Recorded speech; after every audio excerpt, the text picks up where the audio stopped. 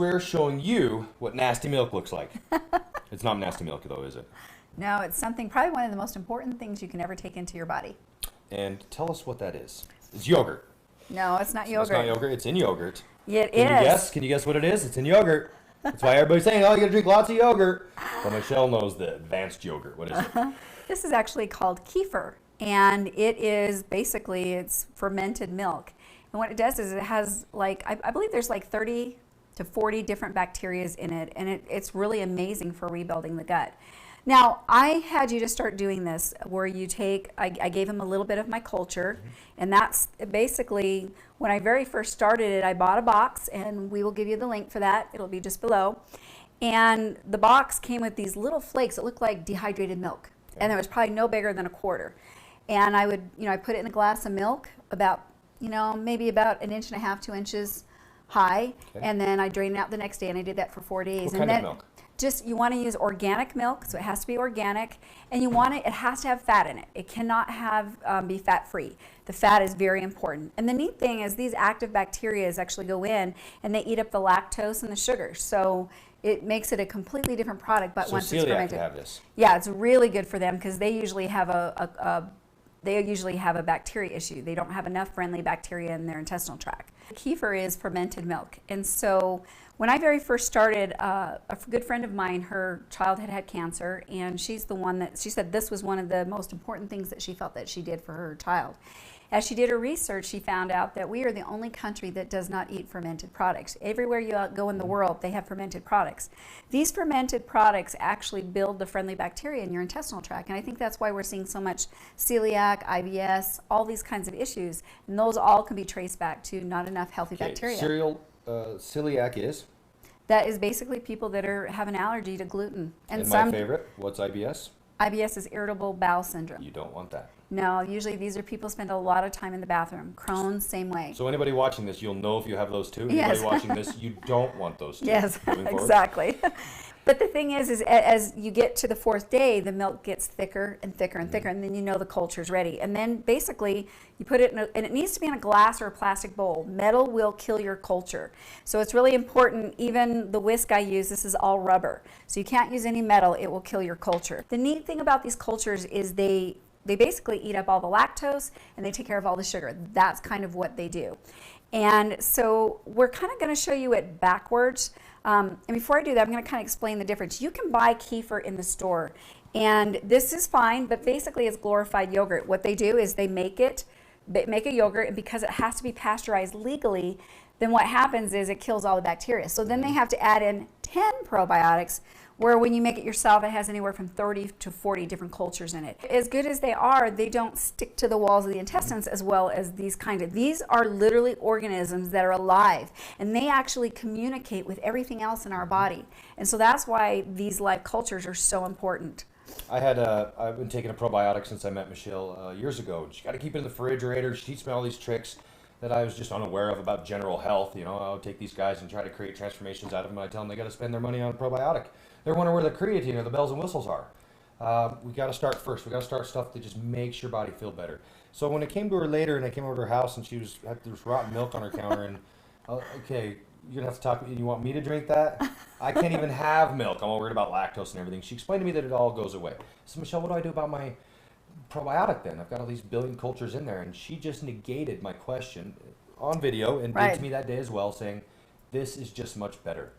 It is, and if you can't afford it, if you're limited on funds, these cultures just keep on growing. I have given away so much of this original one I started, and even yours has grown, and you've given it away. So they'll go for thousands of batches. So you get a little quarter-sized deal, right? Yes. You stick it in there, and then as it eats the milk, essentially it grows.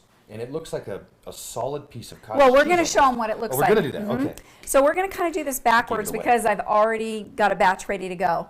And so this is kind of what it looks like. And sometimes you'll see, depending on how long I let it sit, you'll actually see the whey that separates from it. But it gets thicker and thicker by the day. You can see how thick this is. And so some of that is the cultures. You can see right there. Look at this, would you? This is one of the cultures right there. You can see there's a big old culture there. And so it kind of gets, sometimes it'll separate. And so I use a whisk and I go in and I will take and whisk it. Now this has only been sitting for a day and a half. Okay, chunky milk is normal in Yes. the little Swear house. Okay? Yes. This is normal. It's supposed to look like that. Yes. And you know what? I'm not a huge fan of dairy. This is pretty much the only kind of dairy that we do in our home is cultured dairy because we want those organisms. And another thing that people don't realize, if you're not eating dairy and you've got a probiotic, that probiotic you can't use because dairy activates many of those cultures that they're using. So that is another thing that's really piece neat. of advice Yes, years later. I didn't know that. Yes, you have to be very careful about if you're Would not casein doing dairy. protein act as that? Yeah, I mean, if it's part of the dairy, I'm not sure on that, That's to be a honest with you. technical question. Yeah, Okay. I'm not sure if that would be. Okay. So anyway, so we've kind of got it so it's... Talk about smell, too. This does not Yes, smell. it has a vinegary, I think, is what I think of. I always think of more of a vinegar. If you like apple cider vinegar, that is also fermented and cultured. And the more cultured things you can have, this, the apple cider vinegar, kombucha, sauerkraut, these are things that should be a part of your diet. They are really important in overall health. So then what I'll do is once I've mixed it up and got it so it's looking really nice and smooth, I'll take and you want to strain it. And again, notice the chunks. Yeah, and the strainer is plastic. It's not metal. Everything's plastic. Yes. And so I got that at Walmart. It was like $1.50, so it's cheap. And so what I do is I take and I move this around. And I let it strain through. It's actually pretty good. It's an acquired taste you get, so you enjoy it. And you can use this in your shakes and stuff. Well, I get to and where I get enjoy fruits. feeling good. Yeah. I mean, really, it's... Well, you know what? Ever since we put you on this, you got leaner and you've stayed leaner. My water... It's been easier. I was having a digestion issue. If you want to call it that, we're going to simplify the world and say, David, you're puffy. You're eating foods that make you puffy. To me, it sounded like a lactose issue or a celiac issue. I look at all the things that happen to them when they eat their foods. In a sense, it's an allergic reaction to me. That's how I break it down simply. And I was having an allergic reaction to food and could not figure it out. Came home last Christmas. She sent me home with some of chunks these. Just like that. And you know what? Literally, I probably sent Dave home with about, I'll show you. Let me dump this in here. I probably sent him home with a little speck like that. That's it. And his probably grew, it's twice that size. Yeah, it's huge. I've been giving it away a lot. So, and then I just put it back in the bowl and then I'll add more milk to it to get the next batch going. And then I just use this. Some people that I know are really toxic and really have problems, I'll start them out actually with this kefir and then I'll move them to this one. And so I've just used the bottles. They're great for reusable. Is that so they don't detox so hard? Yes, because again, this will detox you, I guarantee it. Now, if you struggle with constipation, this you have to start out with literally like a tablespoon. We're getting real now. Yep. Now, those that have issues with diarrhea all the time, like people with IBS, this will fix that. So my people that are constipated, I start them out with sauerkraut, and I'll actually have them to drink the juice. And then my people that are more, their stools are more lax, then I start them out with kefir. Somebody, that's enough for them for like an entire week, and now they've got their culture sitting in here. What do they do to store it? I'm going on vacation. I'm not going to be home for 2 weeks. How do I keep it from? Because I've kept mine in the bowl too long, and we got to talk about that too. Okay. So how do they store it? Okay, so what happens is I usually put mine in a little glass Pyrex bowl, and mine has a little cover, plastic cover on it. And again, you don't want to use metal. And I just put it in the fridge, and remember, these are living organisms. What they live off of is the sugar in the milk and the lactose. So they need food. So what I do is I put it in there. Yeah, I put it in there and then I feed it. I feed my baby. That's what I call it. And so I'll just top it with some milk. And when I'm ready to use it again, that milk's going to be pretty thick. And so I just dump that right in with it and just whisk it into the new milk. And so you can use it. And so when I'm done doing this, like I said, I will take, and this is kind of how I do it. I kind of rinse this out because there's usually a little bit of cultures, and I usually rinse my strainer off. Oh, that's clever. So I get all the stuff off of I didn't do that. I didn't know to do that. Yeah. So I don't want to make sure I leave any of the culture on there. Saving the cultures. And then I will take and I will add a little bit more milk. So you used milk to clean off your other culture holding deal. I do, because there's bacteria and stuff. I want that stuff. And then I just... It looks like you have plenty of bacteria though. Well, I just always do it that way. You just You want to keep How it much strong. is too much? There isn't. The thing is the bigger the culture, the faster it'll get thicker. And so, like a small culture will take longer to culture. It won't be as strong. The bigger the culture and that you're doing, the stronger it's going to be. Okay, I had an experience. I left out of town and I forgot my culture. It's like a pet. You know what? Don't go buy a pet. Let's even grow a culture first here. So I'm in the big city and I left it there. And when I came back, it was in a clear bowl.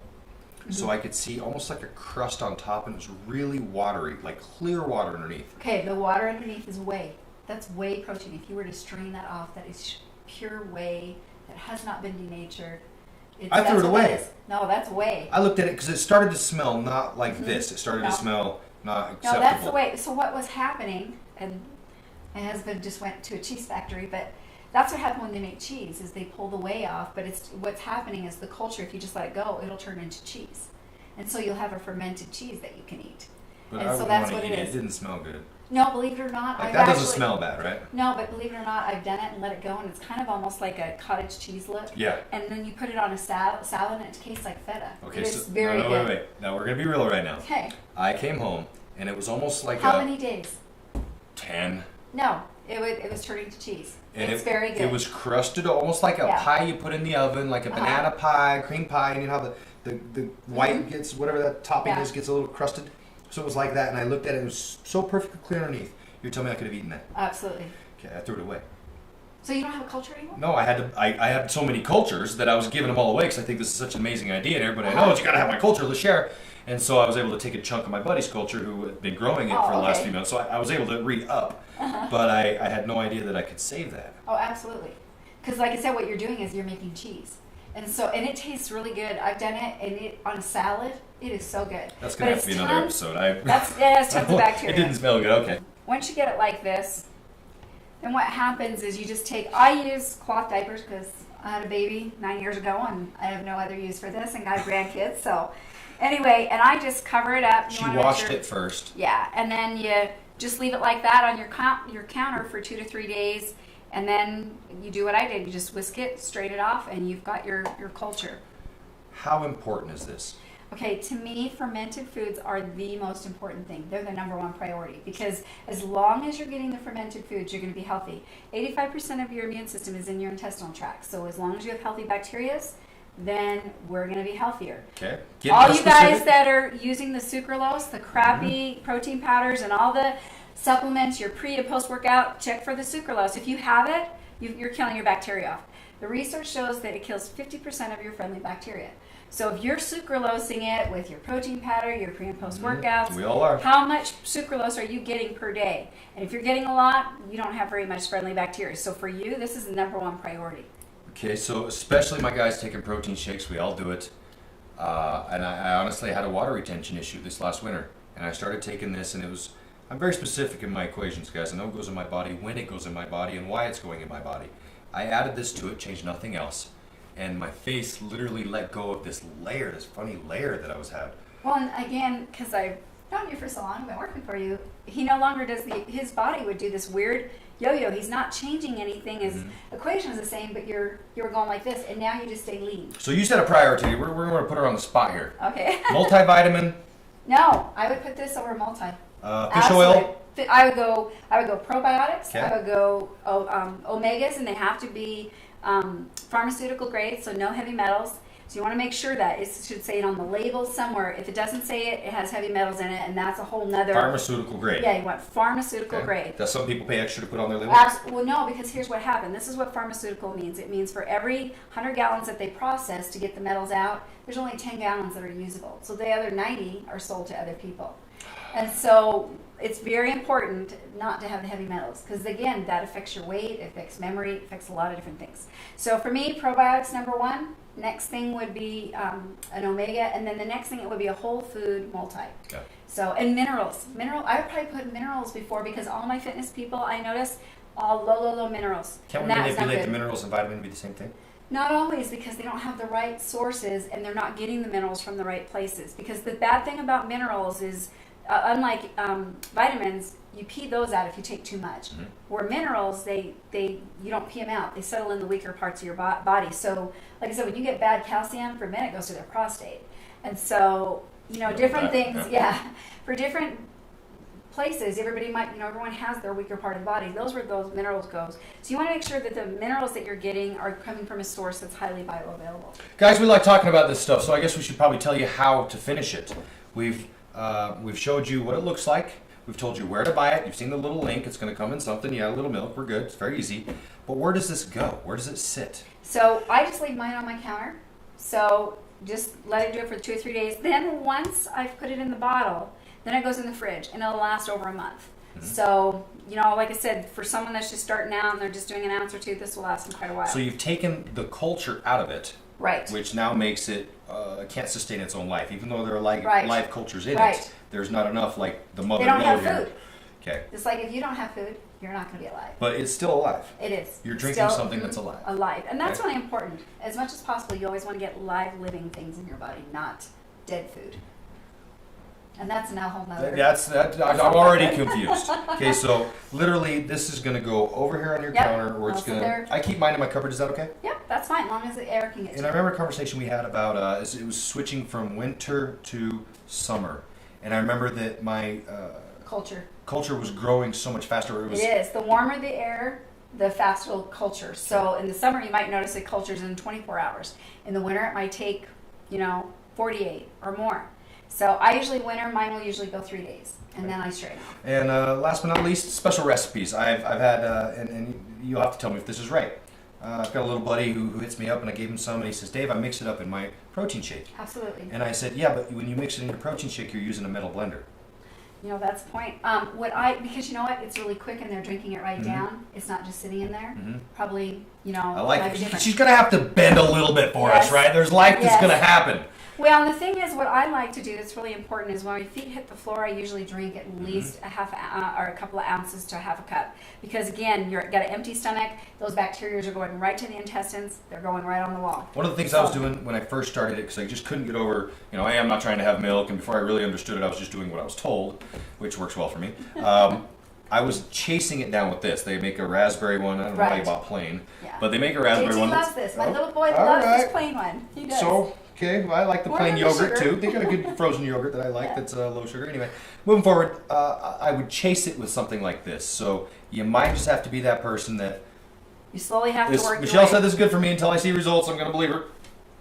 And it's not that bad, but it's intimidating. You just put milk on your deal here. So we're going to have to close here. It's definitely a taste.